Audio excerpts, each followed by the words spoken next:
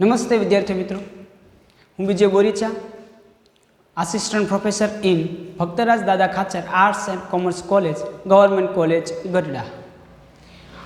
હું મારી Vijay Boricha economics and general study ચેનલમાં આપ લોકોનું સ્વાગત કરું છું. જનરલી મારી અગાઉના મેં મારી ચેનલમાં જે લેક્ચર અપલોડ કર્યા છે એ ઇકોનોમિક્સને લગતા છે, પરંતુ ઘણા વિદ્યાર્થી મિત્રોએ મને કહ્યા મુજબ મેં બંધારણનો લેક્ચર અહીંયા આજે અપલોડ કરું છું. તો વધારે ફોર્માલિટીમાં નહીં જતા હું આપણા બંધારણના ભારતીય બંધારણનો ભાગ ત્રીજો એટલે કે મૂળભૂત અધિકારોનો જે ભાગ છે એને આપણે ભણવાના છીએ.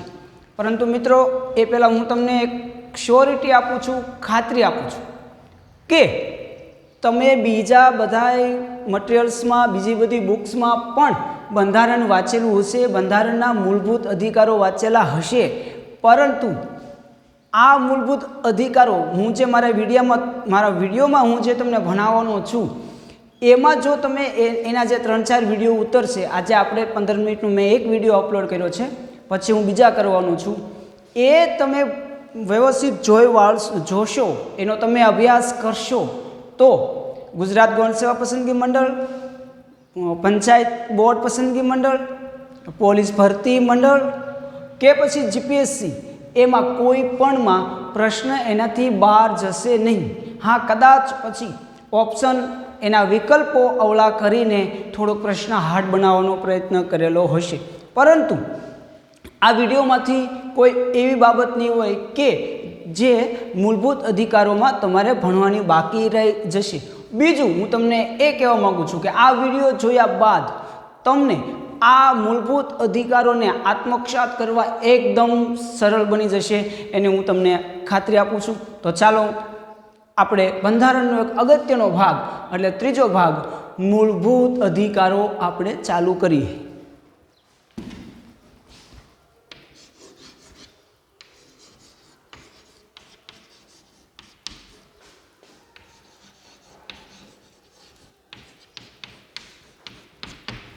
જનરલી મિત્રો મૂળભૂત અધિકારો એટલે એની વ્યાખ્યા સામાન્ય શબ્દોમાં એવું થાય છે કે આ અધિકારો વગર વ્યક્તિ પોતાનું સ્વસ્થ, સુરક્ષિત અને ગૌરવપૂર્ણ જીવન જીવી શકે નહીં. બરાબર? એટલે મૂળભૂત અધિકારો એટલે એની વગર જીવન શક્ય જ નથી. ઇટ મીન્સ કે નાગરિકનું જીવન શક્ય નથી. બે પ્રકારના જીવન હોય છે, એક પશુનું જીવન હોય છે અને બીજું માણસનું જીવન હોય છે. તો જો મૂળભૂત અધિકારો વ્યક્તિઓને પૂરા પાડવામાં ન આવે, બંધારણ દ્વારા એની ખાતરી આપવામાં ન આવે, તો વ્યક્તિ જીવન તો જીવી શકે છે પણ એ પશુ સમાન હોય છે.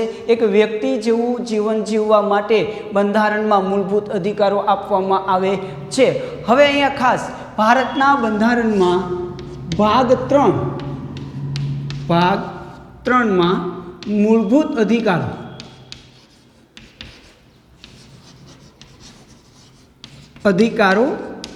આખું વર્ણન કરવામાં આવેલું છે. તો અહીંયા પ્રશ્ન અહીંયાથી તમારા પ્રશ્નની શરૂઆત થાય છે કે મૂળભૂત અધિકારો ભારતના બંધારણમાં કયા ભાગમાં આવેલા છે? તો ભાગ 3. તો હવે અહીંયા પ્રશ્ન પણ એ ઉદ્ભવે કે બંધારણના ભાગ કેટલા છે?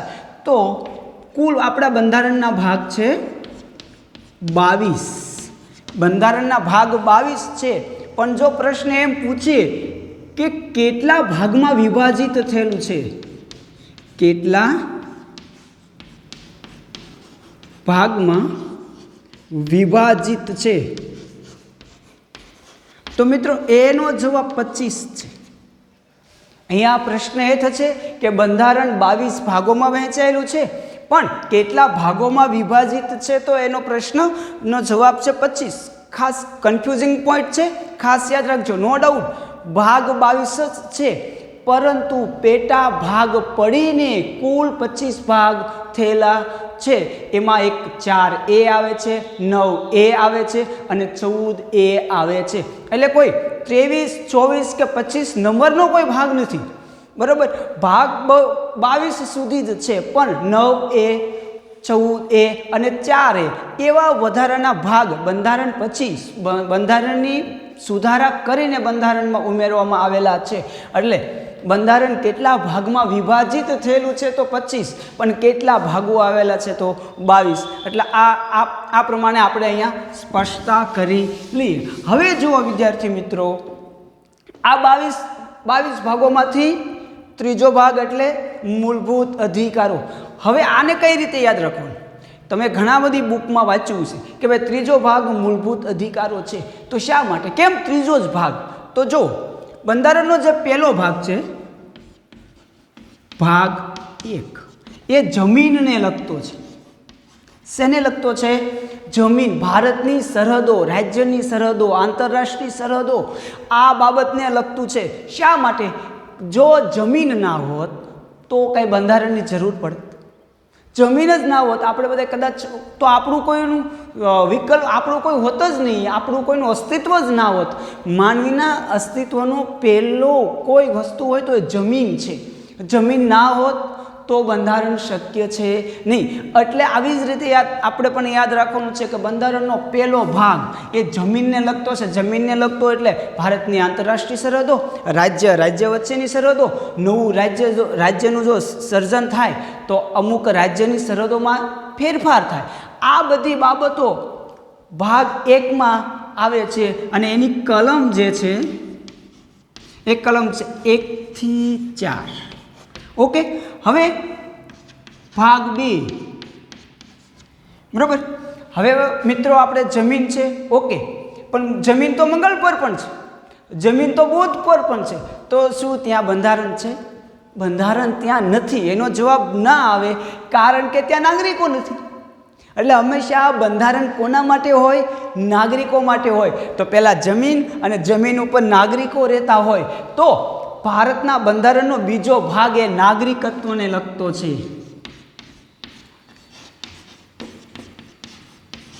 નાગરિકત્વને લગતો છે. અને કલમ છે 5 થી 11. તો આ ખાસ આ બે ભાગ, જમીન વગર બંધારણ શક્ય નથી. ખાલી જમીન હોય ત્યાં નાગરિકો ન હોય તો પણ બંધારણ શક્ય નથી. એટલે પહેલાં જમીન ઉપર નાગરિકો રહેવા આવ્યા. પણ હવે આ નાગરિકોના બે ભાગ પડશે. એક કે જો તમારે આ નાગરિકોને સાચા નાગરિક બનાવવા હોય તો એને કંઈક આપવું પડશે, અને મૂળભૂત અધિકારો છે. બાકી આપણામાં અને પશુમાં કોઈ તફાવત રહેતો નથી. એટલે નાગરિકોને સાચા નાગરિક બનાવવા માટે જે આપવું પડે એ ગૌરવપૂર્ણ, એક સ્વતંત્ર રીતે પોતાની બુદ્ધિપૂર્વક અને ગૌરવાન્વિત જીવન જીવી શકે એ માટે કોઈ વસ્તુની જરૂર પડતી હોય તો એને મૂળભૂત અધિકારો છે. અને એટલે આ નાગરિકોને સાચા નાગરિકો બનાવવા માટે ભાગ 3 મૂળભૂત અધિકારો.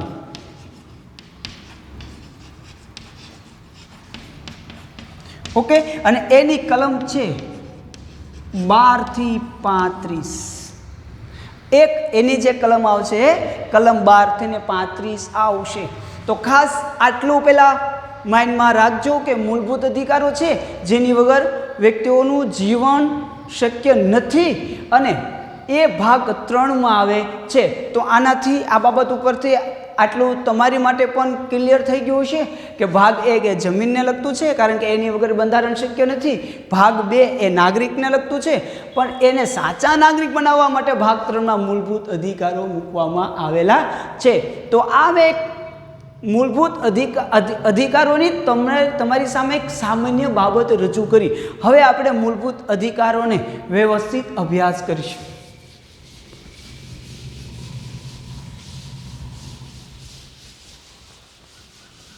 તો અહીંયા સુધી વિદ્યાર્થી મિત્રો આપણે ક્લિયર કે ત્રીજા ભાગમાં આવે છે.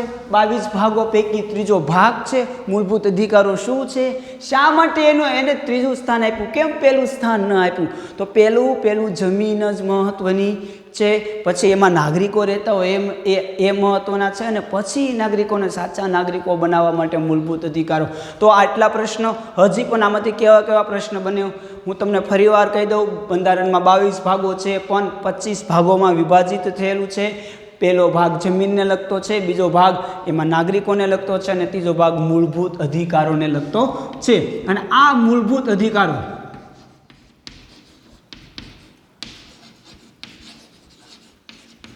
એ કલમ 12 થી 35 સુધીની કલમોમાં આવે છે। તો ચાલો હવે આનો વિગતે આપણે અભ્યાસ કરીએ।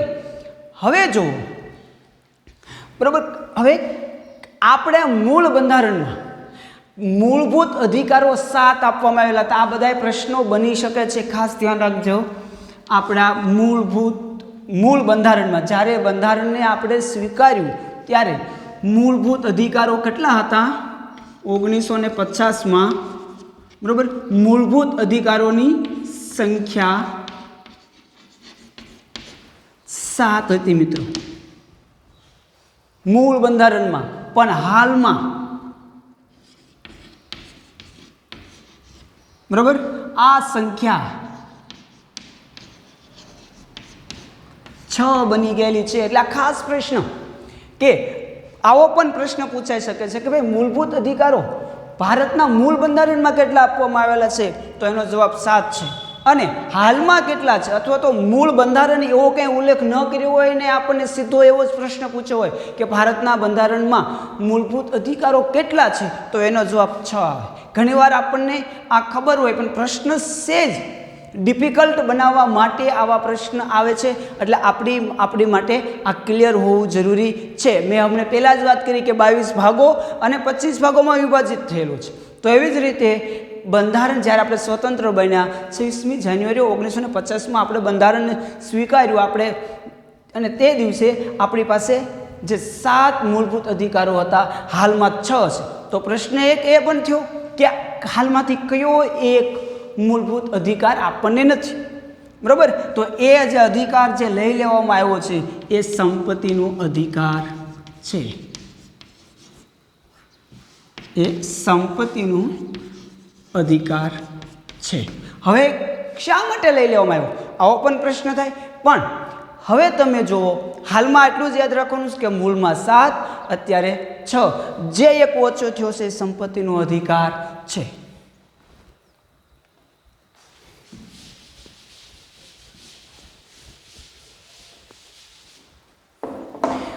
હવે ટૂંકમાં પહેલાં આપણે મૂળભૂત અધિકારો કયા કયા છે એના વિશે હું તમને વાત કરું છું। તો પહેલું,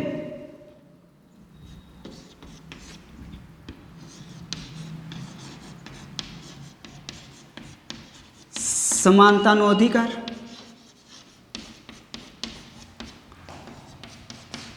કલમ 14 થી 18।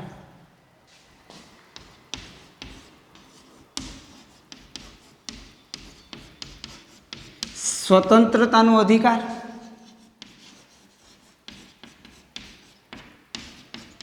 કલમ 19 થી 22।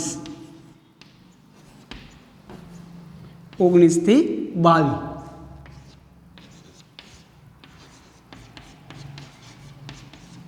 શોષણ વિરુદ્ધનો અધિકાર,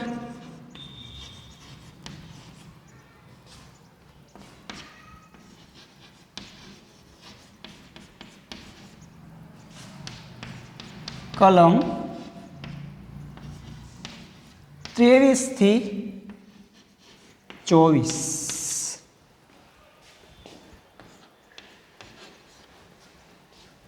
ધાર્મિક સ્વાતંત્ર્યનો અધિકાર,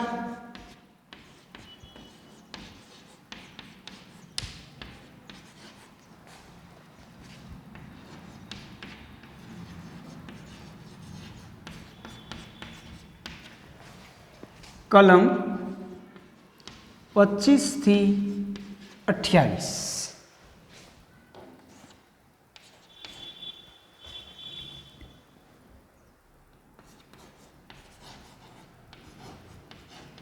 લઘુમતીઓનો અધિકાર, એમાં 2 પ્રકારના અધિકાર આવે છે, પણ અત્યારે લઘુમતીનો અધિકાર લખું છું। 29 થી 30। અને છેલ્લે છઠ્ઠો અધિકાર કે જેને અંગ્રેજીમાં રીટ્સ કહેવામાં આવે છે, અથવા તો બંધારણીય ઇલાજોનો અધિકાર.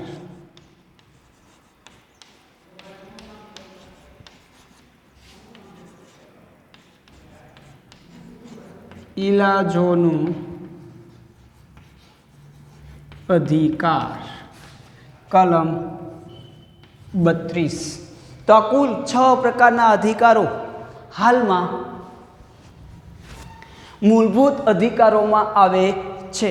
બરાબર. હવે જુઓ, પહેલાં તો એ મૂળભૂત અધિકારો કલમ 22 થી 35 છે. બરાબર. એમાં 14 થી આ બધા અધિકારો ચાલુ થાય છે. 14 થી આ બધા અધિકારો ચાલુ થાય છે. તો આપણને પ્રશ્ન એ પણ થવો પડે કે 12 અને 13 એ બંને કલમો શેના માટેના છે? ઓકે, તો એ બહુ એક રસપ્રદ એક કિસ્સો છે. તો પહેલાં તો એ કે હંમેશા બંધારણે દેશના નાગરિકોને આપવામાં આવેલા મૂળભૂત અધિકારો એ હંમેશા વ્યક્તિના હોય છે અને રાજ્યએ એને આપવાના હોય છે. પણ જનરલી રાજ્ય ક્યારેક સરમુખત્યાર બની જવા માંગે છે, ક્યારેક એક સમૂહ પોતાની સત્તા કેન્દ્રિત કરીને પોતાના નાગરિકોને કોઈ અધિકારો આપવા માંગતું હોતું નથી. આ પ્રકારનો એક અનુભવ, આ પ્રકારનો એક ટેન્ડન્સી રહેલી છે. બરાબર. તો ખાસ યાદ રાખજો કે અહીંયા 2 કે આ જે મૂળભૂત અધિકારો છે એને કાયદો અથવા તો એને કોણ બનાવે ને કોણ ઘટાડી શકે. કારણ કે માનો કે સમાનતાનો અધિકાર છે તો એને ઘટાડવો હોય, બંધારણમાં સમાનતાનો અધિકાર આપેલો છે, હવે એને કાઢી નાખવો હોય તો શું કરવું પડશે? સરકારે કાયદો બનાવવો પડશે. સરકારે શું બનાવવું પડશે? કાયદો બનાવવો પડશે. કાયદા બનાવ્યા વગર એને કાઢી શકશે નહીં. તો આ બંને કલમ અને કાયદો, અને બીજું એ કાયદો કોણ બનાવી શકશે? તો કે સરકાર અથવા તો રાજ્ય. સરકાર અથવા તો રાજ્ય.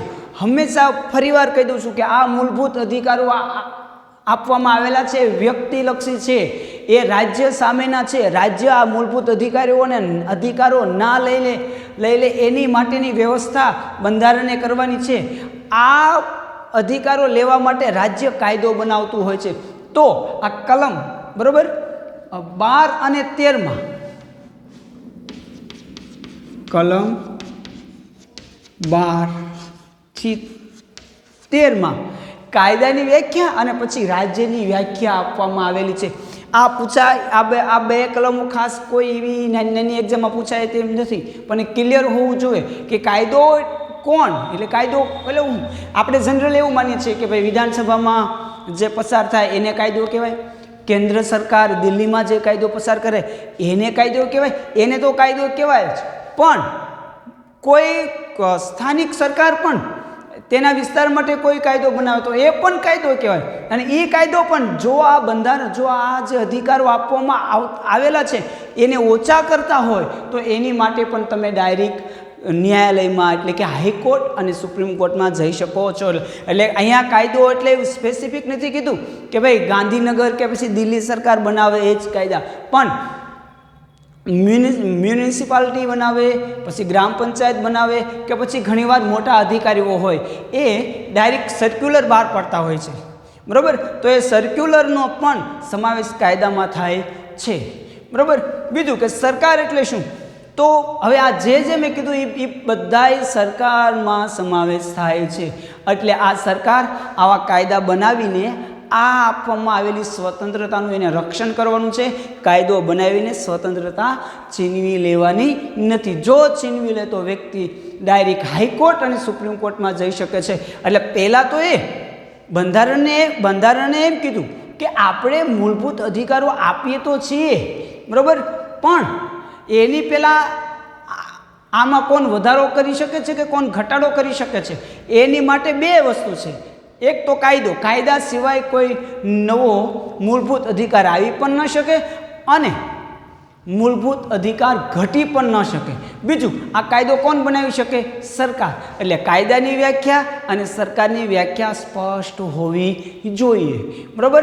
તો પછી બધું આ પ્રમાણે બધું સમાનતાના અધિકાર, પછી સમાનતાનો અધિકાર આપવામાં આવેલો, સ્વતંત્રતાનો અધિકાર 19 થી 22માં આપવામાં આવેલો છે, શોષણ વિરુદ્ધનો અધિકાર 23 થી 24માં આપવામાં આવેલો છે, ધાર્મિક સ્વતંત્રતાનો અધિકાર 25 થી 28માં આપવામાં આવેલો છે, લઘુમતીઓનો અધિકાર 29 થી 30માં આપવામાં આવેલો છે, અને પછી અહીંયા તમે ખાસ જોજો કે બંધારણીય ઇલાજોનો અધિકાર. હવે જો સરકાર અથવા તો રાજ્ય આ મૂળભૂત અધિકારો નાગરિકોને આપવાની ના પાડે અથવા તો કોઈ પણ રીતે એનો ભંગ કરે તો નાગરિકો ડાયરેક્ટ બંધારણીય ઇલાજોનો અધિકારનો ઉપયોગ કરીને કલમ 32નો ઉપયોગ કરીને હાઈકોર્ટ કે સુપ્રીમ કોર્ટમાં જઈ શકે છે. આને ઇંગ્લિશમાં રીટ્સ પણ કહેવામાં આવે છે. ઘણીવાર આ શબ્દ પણ એક્ઝામમાં પૂછેલો હોય છે, કલમ 32. હવે અહીંયા આપણને ખબર પડી ને કે કલમ 31 ક્યાંય નથી, કલમ 31 ક્યાંય નથી. આપણે 12થી ચાલુ કર્યું, 32 સુધી પહોંચ્યા, એમાં કલમ 31 નહોતી. તો આપણે શરૂઆતમાં કીધું હતું કે મૂળભૂત અધિકારો પહેલાં 7 હતા, હાલમાં 6 છે.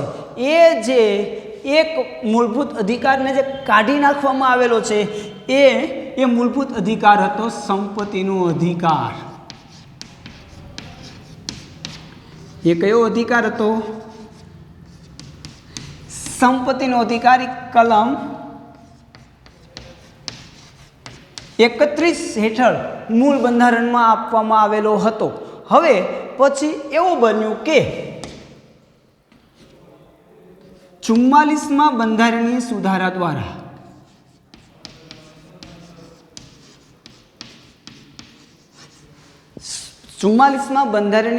દ્વારા સંપત્તિનો અધિકાર એને કાનૂની અધિકાર બનાવવામાં આવેલો છે. સંપત્તિના અધિકારને કાનૂની અધિકાર બનાવવામાં આવ્યો છે. તો આના ઉપરથી બે થાય, એક મૂળભૂત અધિકાર છે અને કાનૂની અધિકાર છે.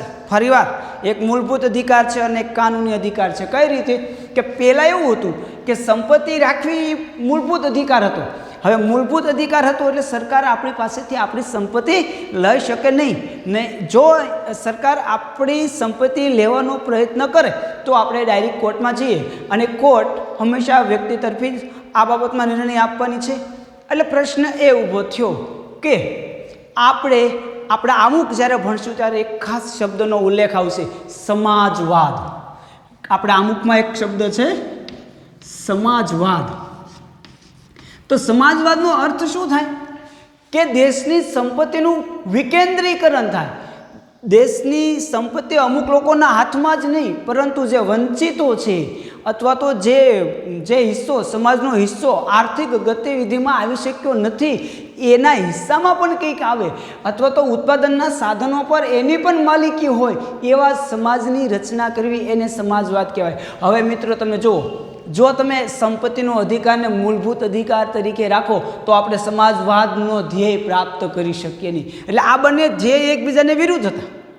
તમે લોકોને સંપત્તિ ભેગી કરતા અથવા તો તેની પાસેથી લેતા અટકાવી શકતા નહોતા, કારણ કે મૂળભૂત અધિકાર છે, બરાબર. એક બાજુ આપણે સમાજવાદની આખી જે પરિકલ્પનાને સાકાર કરવાની હતી, તો આ બંને અધિકારો એક સમાજવાદનું લક્ષ્ય આ અધિકાર આપેલો હોય તો શક્ય બને નહીં. એટલે 44માં બંધારણીય સુધારા દ્વારા મોરારજી સરકારે સંપત્તિનો અધિકારને મૂળભૂત અધિકારમાંથી હટાવી દીધો. એટલે કે કલમ 31 અહીંયા એ માટે નથી આવેલી, એ કલમ હટાવી દીધો અને એને હાલમાં કાનૂની અધિકાર બનાવવામાં આવેલું છે. અને હાલમાં સંપત્તિનો અધિકાર માટે 300A નામની કલમ બંધારણમાં છે. એ કાનૂની અધિકાર એટલે એવી છે કે હા, સંપત્તિ સરકાર એમનામ નહીં લે, એમનામ તમારી પાસેથી ના લઈ શકે, પણ એક કાનૂની પ્રક્રિયાને ફોલો કરીને લઈ શકશે.